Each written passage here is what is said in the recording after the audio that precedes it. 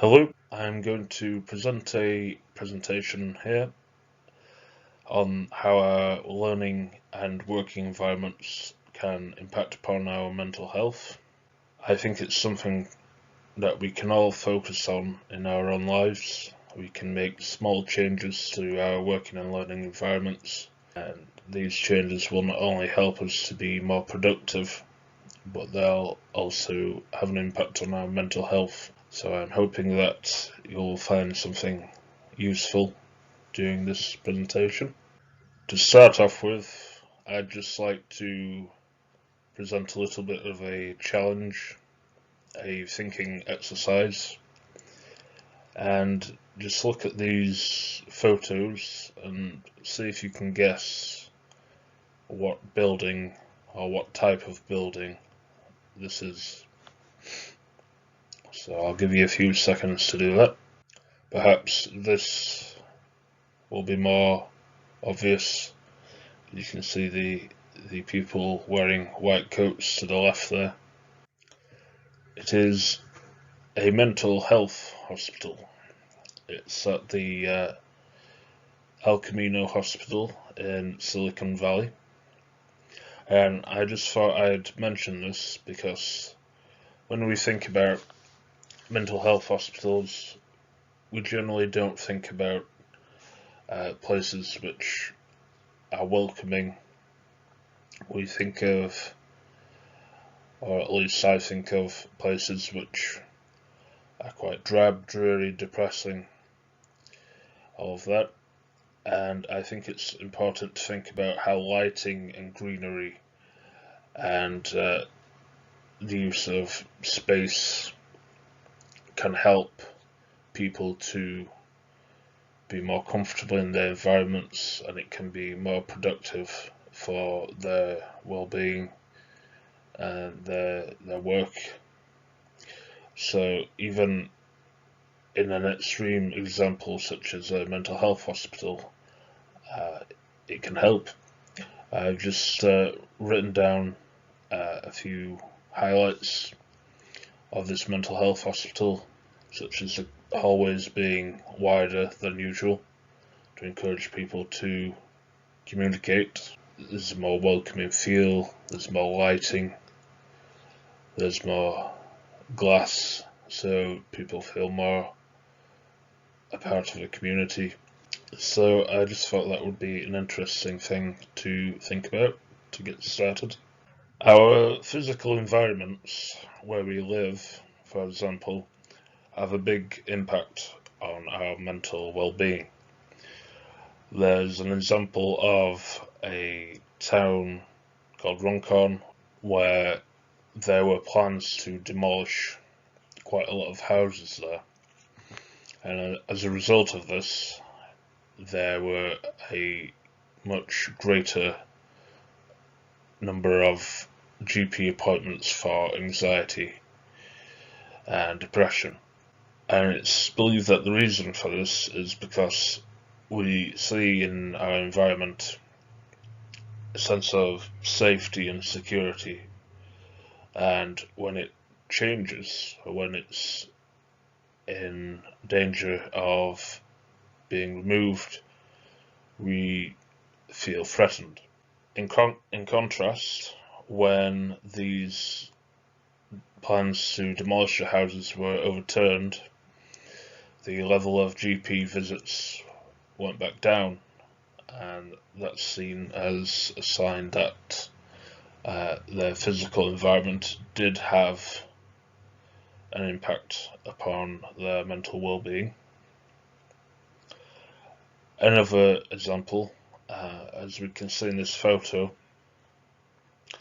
the street design of Cheshire is a very open plan, so anyone can basically drive down behind or in front of a house, and this doesn't lead very much to good mental health outcomes, as it leads to greater anxiety, it leads to people feeling less secure, and a reason for this is because the suspicious of people that they don't know. They're worried that there might be a threat to their well-being from people who they don't know entering their neighbourhood, the street that they live on. So it's found that when some of the back streets were closed off, that the level of anxiety in these communities went down, and people communicated with each other more often, and that is also good for mental health. That communicating and having meaningful social connections reduces anxiety, depression, many other things as well, addiction. So yeah, it's found that if you live in an environment which doesn't force you into a situation where you're surrounded by a lot of people, and you can choose whether or not to interact with a lot of people, then in fact that makes people on the whole less anxious. Air quality also has a major impact upon our mental health. During the late 1950s, early 1960s, the level of suicide went down a lot, and there were a lot of theories as to why this was. Perhaps the lessening of symptoms from PTSD, which soldiers would suffer from being in wars, perhaps an improvement in the economy, perhaps a change in culture. But it was found that the main reason was the discovery of oil in the North Sea, which replaced coal to some extent, and that reduced carbon monoxide poisoning, which as a result reduced depression, which can result from carbon monoxide poisoning. So thinking about how we can change our working environments to help our own mental well-being as well as that of others. Simple things such as handwriting and the use of fonts which are readable, text which is big enough, and language which is simple enough can improve our mental well-being. From making notes to ourselves, which we can later understand, to reading instructions for putting together a piece of furniture, to GP prescription, posters, signage, all of that. When we understand it more, we feel less alienated and therefore less anxious. Something else to consider in terms of where we live is student accommodation. Most student accommodation is designed like this,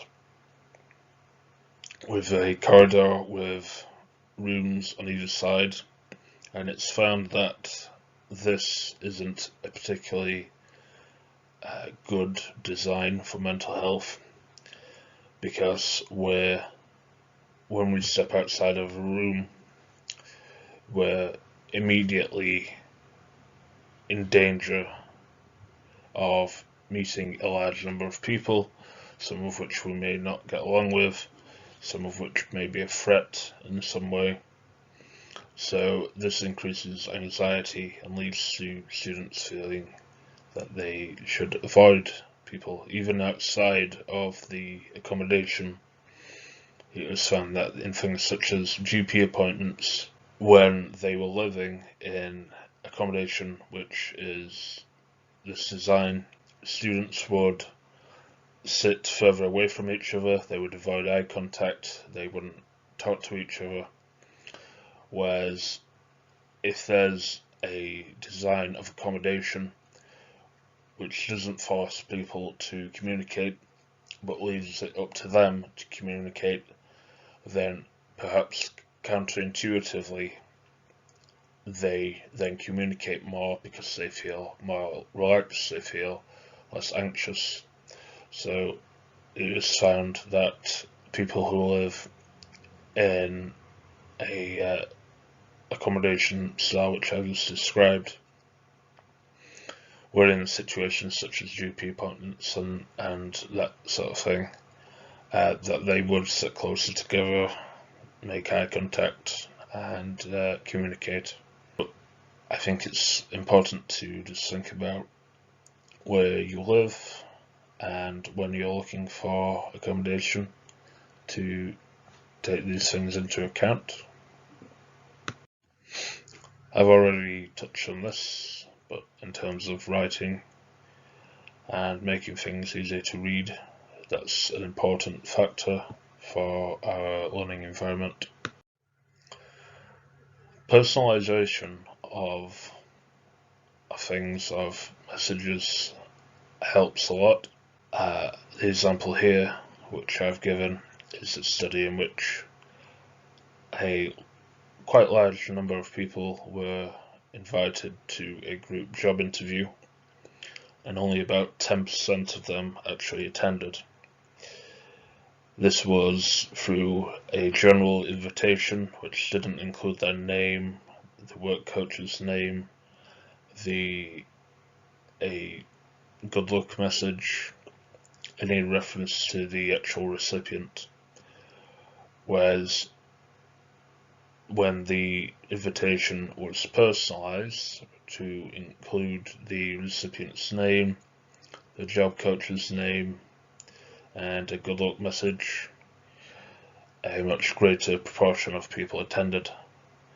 So simply making people feel that they matter through personalisation makes people feel more valued, less anxious, more willing to get involved in activities and new experiences.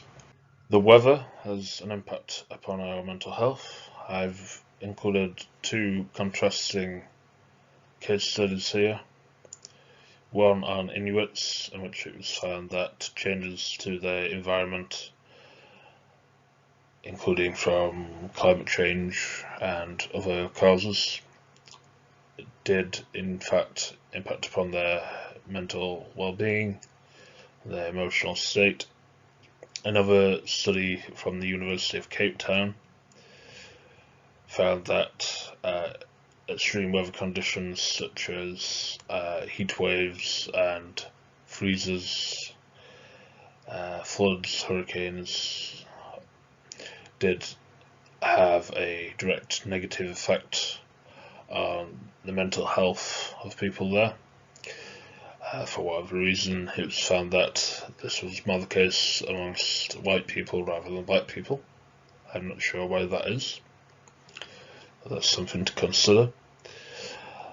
But for our own working environments, in terms of the changes which we can make immediately to our working environment, it's important that we have some control over the temperature of the room, that we're not exposed to the elements, we're not exposed to the whims of the climate. So when we're choosing somewhere to work, we need to keep in mind if it's in the summer, whether there's good ventilation, perhaps if there's air conditioning, and during the winter if it's got good heating, if it's got good insulation, and that will impact upon our mental health. It will make us feel more secure, less anxious.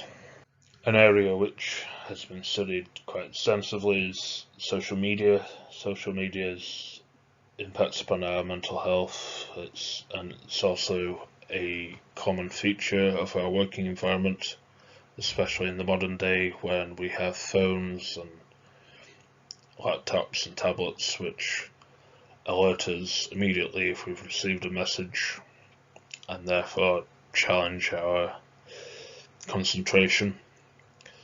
It was found that social media can lead to increased risk of self-harm, depression, lower levels of self-esteem, and this was found to be more the case within females than males. However, it's still a problem for males as well. So what I would probably recommend is that whilst you're working, turn off the notifications on your phone, on any device which might notify you and distract you, and that will help you to work, and it will also probably keep you in a better state of mind whilst you're working.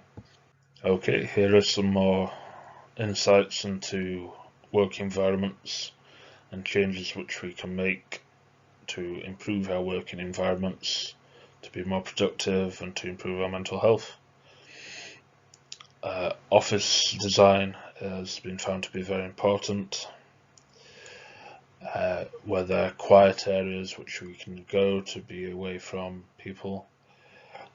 That helps. So if we're working, it can help for us to have the ability to work in a quieter place where we can concentrate more effectively. I understand that a lot of people enjoy working in noisy places, but if we have the option of working in a quieter place, that also helps too. And an important thing to think about is lighting.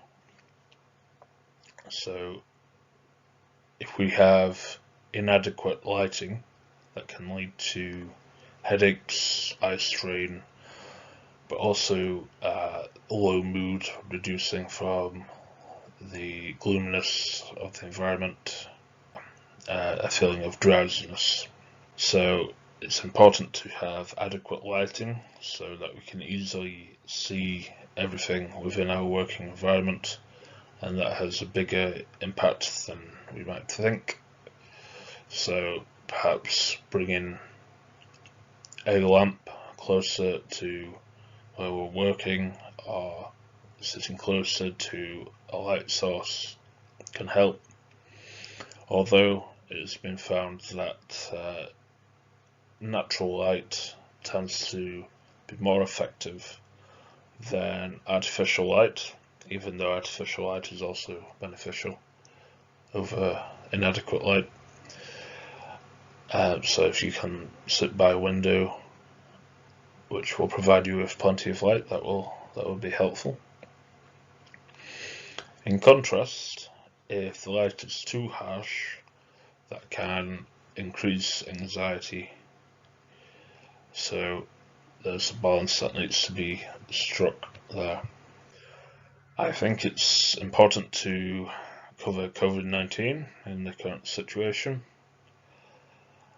and how COVID-19 has impacted upon our working environments and our mental well-being, because a lot of people are working from home nowadays, and what that puts a lot of emphasis on is our internet connection, because in today's day, our internet connection and the internet in general has a big impact on our mental well-being, our feeling of being connected, and this is very much exacerbated through COVID-19 and keeping us closer together. It's been found that loneliness and social isolation is greater in rural communities, and a lack of internet connection is a big part of this. So in terms of our working environment, we want to make sure we have a good internet connection. If we have a connection which is not reliable, then perhaps we should consider working somewhere like a library, for example, where there's good connection, if the libraries are open, that is. And this will help us feel more connected, and in work it will help us to feel as if we have more direction, we know what we're doing, we have better communication with our colleagues and our supervisors, and this will in turn reduce anxiety. So I'm hoping that was helpful in some way to think about how we can immediately change our environment, our working environment and our learning environment to improve our productivity and our mental health. Things such as changing the lighting, to the temperature of the room, to where we choose to work. All of these things have an impact upon our mental well-being, and there's some things to consider in terms of town planning and where we choose to live, which are bigger decisions for our mental health. But I hope this has been helpful, and if you have any questions, you can contact Tianmei's World Academy on LinkedIn,